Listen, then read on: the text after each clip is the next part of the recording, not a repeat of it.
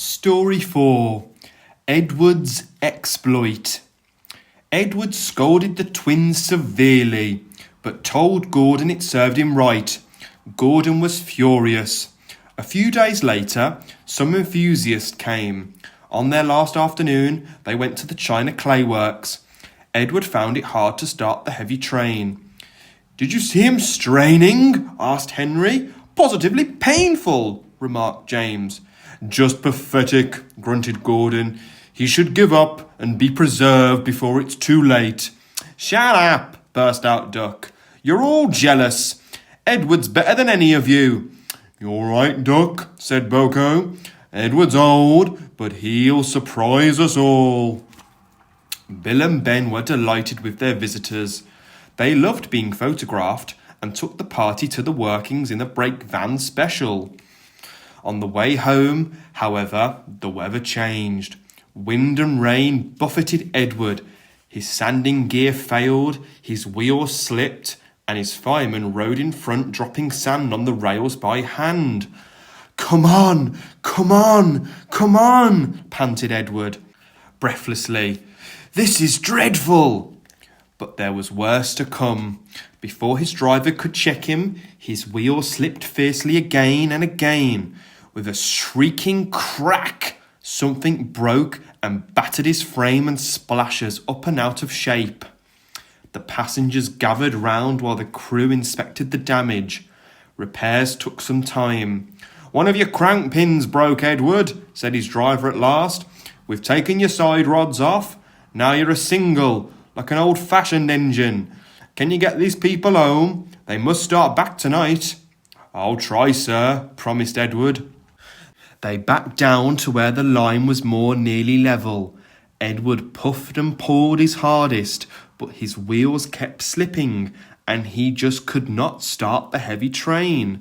The passengers were getting anxious. Driver, fireman, and guard went along the train, making adjustments between the coaches. "We've loosened the couplings, Edward," they said. "Now you can pick your coaches up one by one, just as you do with trucks." "That will be much easier," said Edward gratefully.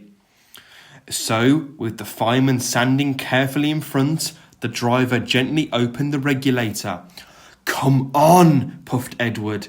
He moved cautiously forward, ready to take the strain as his tender coupling tightened against the weight of the first coach. The first coach moving helped to start the second helped the third, and so on down the train. "I've done it! I've done it!" puffed Edward, his wheels spinning with excitement. "Steady, boy," warned his driver, skillfully checking the wheel slip. "Well done, boy! You've got them! You've got them!" And he listened happily to Edward's steady beat as he forged slowly but surely up the hill.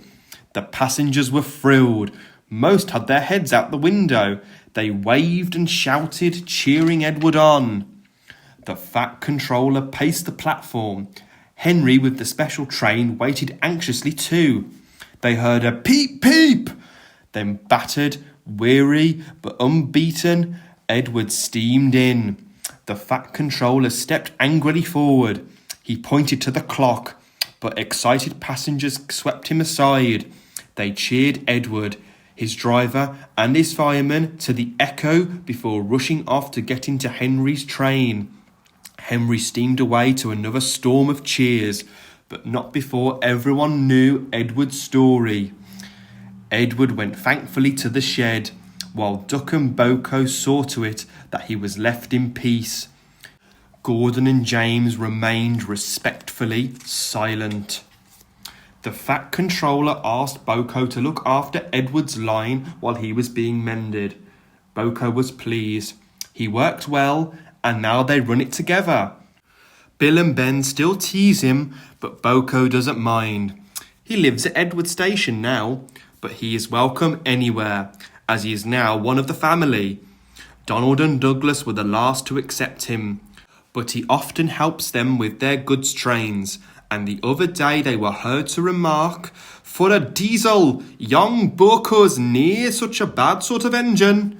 That, from the Caledonian twins, is high praise indeed.